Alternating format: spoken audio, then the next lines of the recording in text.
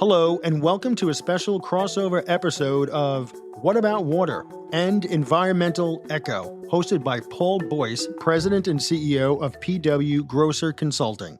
I'm Jeff Szabo, Chief Executive Officer of the Suffolk County Water Authority, which provides drinking water to approximately 1.2 million residents of Suffolk County, New York. In this episode, I sat down with Paul to discuss how SCWA became the first utility in New York to comply with federal PFAS rules 6 years early, the rollout of 40-plus AOP systems to treat emerging contaminants, and how funding from surcharges and grants is shaping the future of Long Island's water. It's a conversation about risk, responsibility, and what it takes to build public trust in every drop. I hope you enjoy.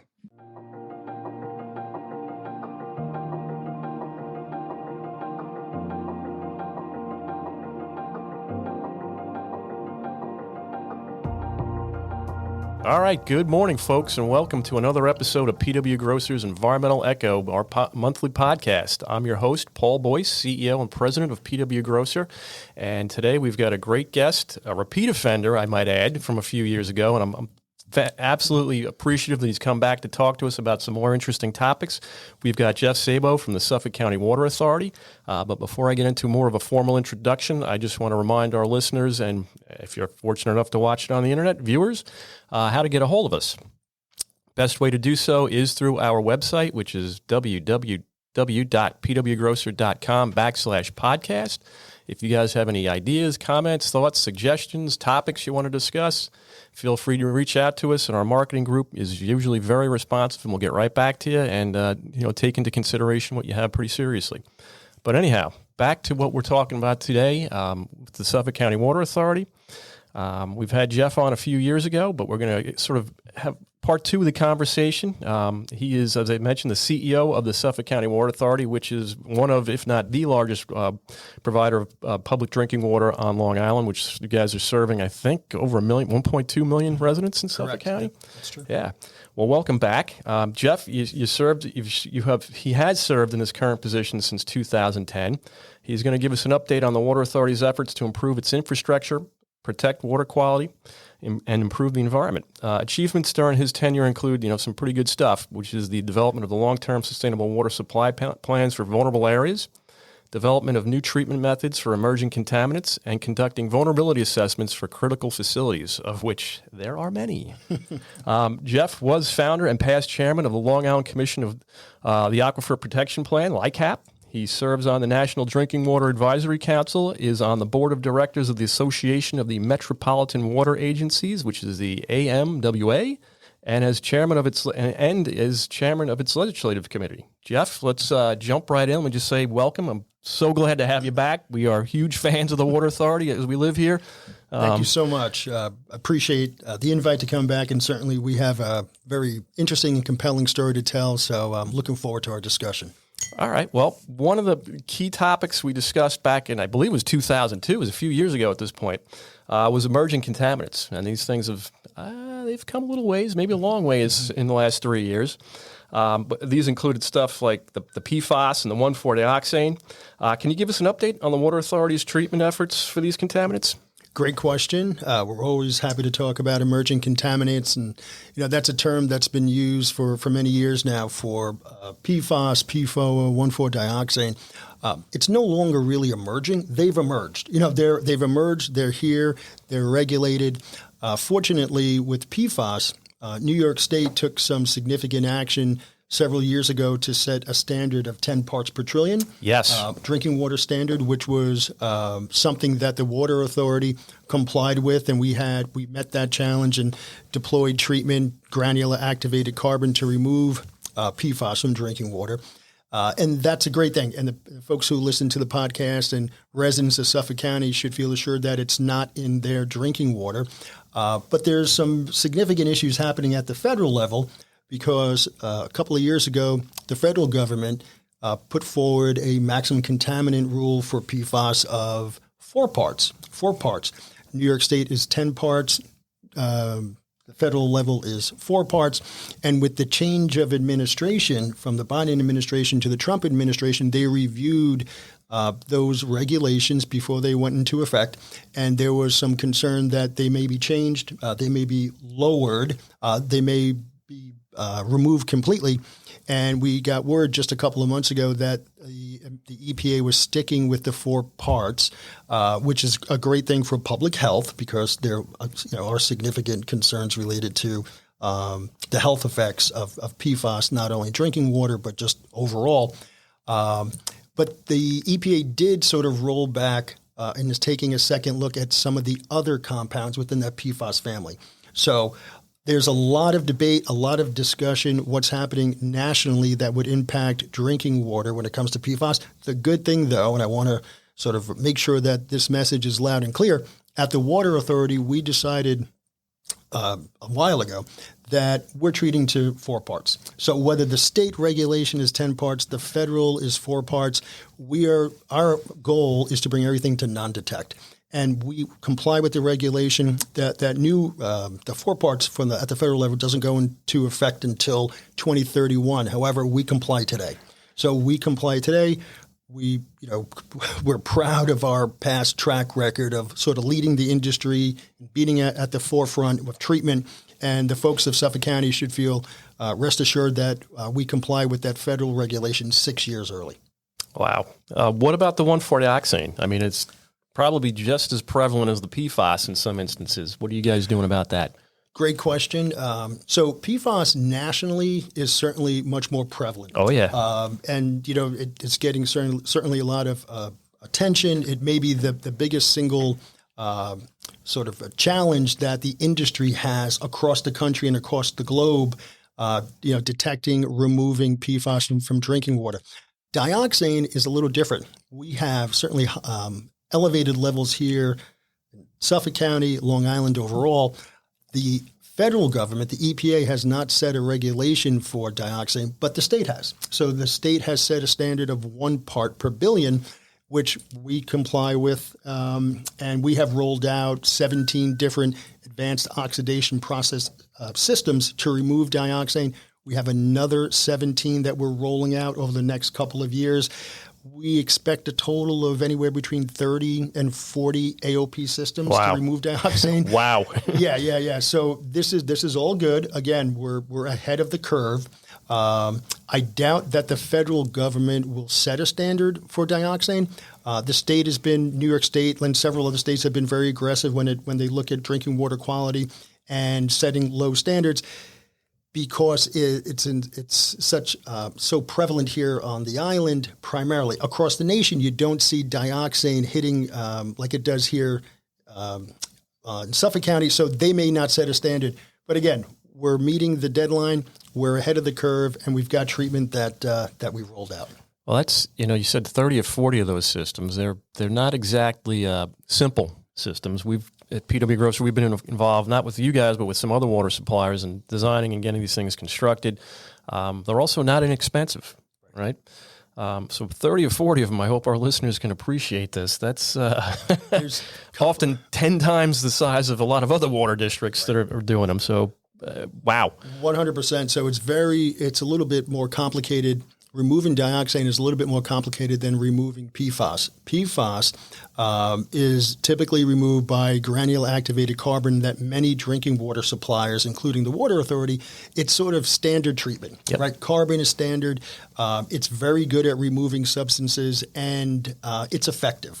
It's still, there's a cost associated with putting carbon in, of course, but when you have a compound like dioxane that you're removing, carbon doesn't really work well. It burns through it very, very quickly. It's not really cost effective. So we, several years ago, developed, working with New York State and consultants, an advanced oxidation process that the state had never heard of, that the state was unaware of at the state health department. And we knew that we wanted to be out front. We needed to work with really smart people from the outside, not just using our own engineering team, but deal with folks who were creative, who were at the forefront of the industry, and we worked together to get this advanced oxidation process approved by the New York State Health Department. It took several years, but it's now widely used by many suppliers across the island and other parts of the state. Complicating factor on top of that is AOP is then run through carbon. So, yeah, exactly. So carbon is a big, granule activated carbon is a big part of what we do. Yep. And certainly when there's just dioxane detected, you then typically need to have carbon at the same site, at the same well to remove these compounds. Absolutely fascinating and never ceases to amaze. But while we're still on this topic of, we said emerging, those guys have emerged, right? PFAS, 1,4-dioxane. Are there other compounds out there on your radar that truly are emerging? Great question. Boy, you're really good at this, Well, had a little practice. So, yes, New York State has a drinking water quality council that was established back in 2017 or 2018. It's comprised of various individuals from across the state with different backgrounds, including engineers and water suppliers, toxicologists, representatives from the governor's office, and other individuals. And they meet quarterly, and they're looking at setting regulations for other compounds, primarily within that PFAS family. So everyone knows PFAS and PFOA, but there are other sub-compounds. There are literally thousands of compounds in the PFAS family that the state is looking to potentially regulate. The good thing is most of them, the long and short chain PFAS compounds, are removed by carbon. One, where we're keeping an eye on them to see if they're detected. We're already testing for 29 different compounds. Yeah. We test for almost over 500 different chemical compounds. We're required to test for about 200. So we continue to do that to see what's in the aquifer, and if it's there, what do we need to do to remove it? All right. Good. Now, next question that's still with these emerging and emerged. We did talk a little bit about this. These things, they don't pay for themselves when we install these treatment systems. Money's going to come from somewhere. How do these efforts affect rates for consumers? Very good question. It is costly. It's very expensive. Each of these, whether it's carbon or whether it's advanced oxidation, they cost millions of dollars to construct, to engineer, to construct, and then to operate. There's long-term operating costs with each of these types of treatments. So 4 years ago, we established a drinking water quality surcharge. It was a $20 quarterly charge for our customers. We couldn't wait. We couldn't wait to for the folks who manufactured the compounds to pay to put treatment in, right? That's our goal, right? The Water Authority and other drinking water supplies, we did not put these chemical compounds into the aquifer, but it's our job to remove them. So we have to remove them, and we're suing the manufacturers of these compounds on both fronts, on both the dioxane and the PFAS front. But until those matters are resolved, we needed the cash to actually construct the treatment. So we instituted this surcharge. We generated millions of dollars a year in order to rush treatment out. We've done that. It's been successful. And again, we're trying to determine what's next, right? What's next? What should we be looking for, and how much money on the radar moving forward? So you touched on a little bit of my next follow-up questions is there legal action pending? Definitely is. It makes sense. Rate increases through surcharges. What about grants? Is there anything out there to help, that we can tap into as, part of here of Suffolk County and, alleviate some of the cost? Right. I love it. So for many years, when I first started with the Water Authority back in 2010, there really wasn't a lot of funding available to offset direct, capital cost or treatment costs for our customers. And times have changed. So times have changed significantly, where we have secured over $40 million in various sources over the last 5 years to offset the cost for our customers. So we've been very aggressive. We have a team of individuals at the Water Authority who work and try to secure, whether it's local, state, or federal funding. There's been several different sort of avenues to pursue. Certainly the State Drinking Water Quality Fund. In fact, the state budget was just adopted again, and I believe there's $500 million again appropriated. That's usually that's been there. That's very consistent in the state budget since 2017, 2018. But every year, we need to advocate and lobby the legislature and the governor to make sure that funding is restored and it maintains its place in the adopted budget, which it did this year. So we will use that as a source to offset the costs for our customers. At the federal level, there's the bipartisan infrastructure bill, which did provide billions of dollars for drinking water projects and infrastructure projects.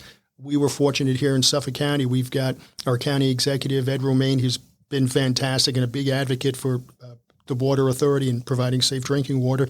He provided funding through ARPA funds for several different water main extension projects. Supervisor Dan Panico from Brookhaven has also been a big advocate and a partner with allocating ARPA funds for extending water main to people who needed it.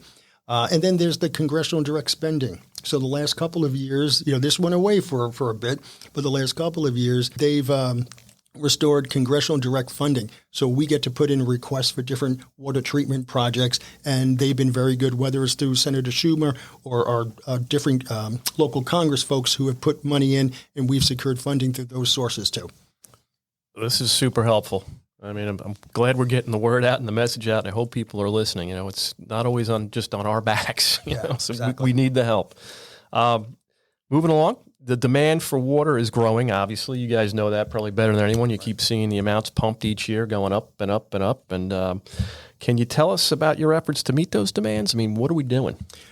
So we build our system. We have to build our system for peak demand, and peak demand typically occurs during July, August, and September when folks have their irrigation systems running and they're programmed. And a lot of water goes to making sure that we have very green, lush property and all that stuff. We look good for the neighbors, but it's a tremendous drag on our system. You can see every summer when we have long periods of heat and lack of rain, where early in the morning when those automated irrigation system timers go off, Monday, Wednesday, and Fridays, where we're literally pumping everything we got to try to meet that demand. Our concern is making sure that we have enough water for emergency services, for hydrants, and for hospitals, and for critical care agencies that care for people. But we can't lose pressure within the system. So what we did a couple of years ago is we started very aggressively communicating with the public about sort of the value of water, being smart about water use. We provide the board, led by our chairman, Charlie Lefkowitz, has been very vocal in his support of providing funding in our budget to aggressively talk to the residents. We've done commercials, we've done social media, we do advertising in different publications, trying to let folks know that, hey, we're all stewards of the aquifer while we're here. Let's be smart how we use it. So we build for peak demand, and we've been very aggressive with communicating when there are issues. Those early morning hours in the summer, North Fork, the township of Southold, is my number one concern when I wake up. 5 a.m. and I'm looking at the system and I get the reports from my operations folks. Southold is continuously sort of an area. Are we making sure that we're meeting demand? Is pressure adequate? Yeah, pressure, right. What's happening at our elevated tanks, our elevated storage tanks? During the course of those early morning hours, they drain to just at times a couple of feet. So Southold is an issue. Other areas along Kings Park this summer we have an issue. Yeah. Previously, Southampton has been an issue. So we know habits don't change overnight.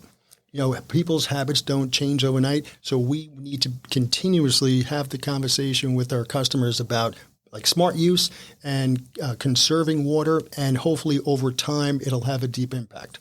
Oh, man, you were getting ahead of me on some of my questions here, but these are all great answers.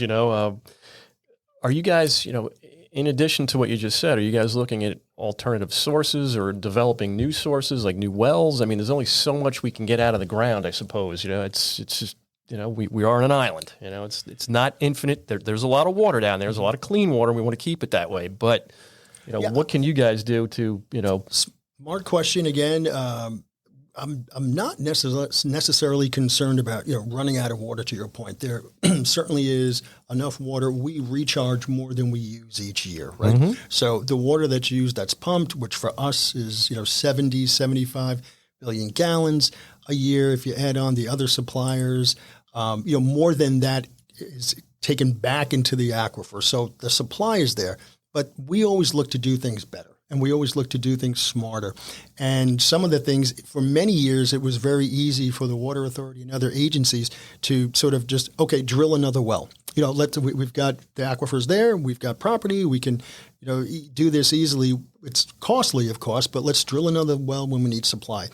Conservation, along with sort of smart use and tying the system in a little better, building more elevated storage tanks so there's more water storage. That's been a priority of ours for probably the last 10 years or so, making sure that we have that supply to meet the peak demand. I think there are better ways to do it other than just drilling a well. All right. And you touched on it, Southold, that North Fork, right? It's been in the news recently. You guys are looking to extend water main or mains, through the town of Riverhead to reach them. Right. How's that going? So we appreciate the question. It's a topic I've talked about quite a bit lately. Southold, the North Fork of Long Island, we have about 12,000 customers. We don't serve the entire North Fork. We supply a portion of it, and we have about 60 wells on about 20 different well fields. Most of these wells produce a small amount of water when you compare it to other wells that we have in Western Suffolk. Western Suffolk wells are several hundred feet deep. Yeah. We can pump a lot of water out of the aquifer from there. In Southold, you're talking about wells that, for the most part, supply a couple of hundred gallons per minute. Mm-hmm. What we've tried to do is, and we've had conversations and we've worked with the different elected officials out there trying to message the folks and communicate better with them about water, right? The value of water and conservation. But they just don't have the water. The aquifer is different there than it is in other parts of the island. So the water just is not there. What we'd like to do is move water from where we have it, which is in Flanders, Southampton, move it 8.5 miles to through the township of Riverhead to the Southold Riverhead town line and tie into the system there. We could bring several thousand gallons a minute of additional water. It won't impact the aquifer in Flanders. There's an adequate supply there. It's some of the best water in our entire service territory. Yeah, I agree. And that would allow us, this is the best thing about it, that would allow us to meet existing demand in Southold and also take some of our existing wells eventually out of service. So we would take some of those small producing wells out of service and let the aquifer replenish and restore itself, again, over years. But that's something that we think is a real benefit to the folks in Southold. There are still some folks who, because of high levels of PFAS and other compounds, may look to eventually connect. That'll be decided at a later date. But I think by supplying the water from where we have it to where we need it, I think it's a big plus for Southold. Now, getting through Riverhead, that's going to be a challenge. So, folks, that's all the time we have today with Jeff Szabo. We're going to be doing a part 2, so please, I hope you guys will tune in. But I do want to thank Jeff for joining us today. Again, the CEO of the Suffolk County Water Authority. I'm Paul Boyce, your host from P.W. Grocer. This is the Environmental Echo, and I appreciate everyone for joining in. But please stay tuned for part 2, coming up soon.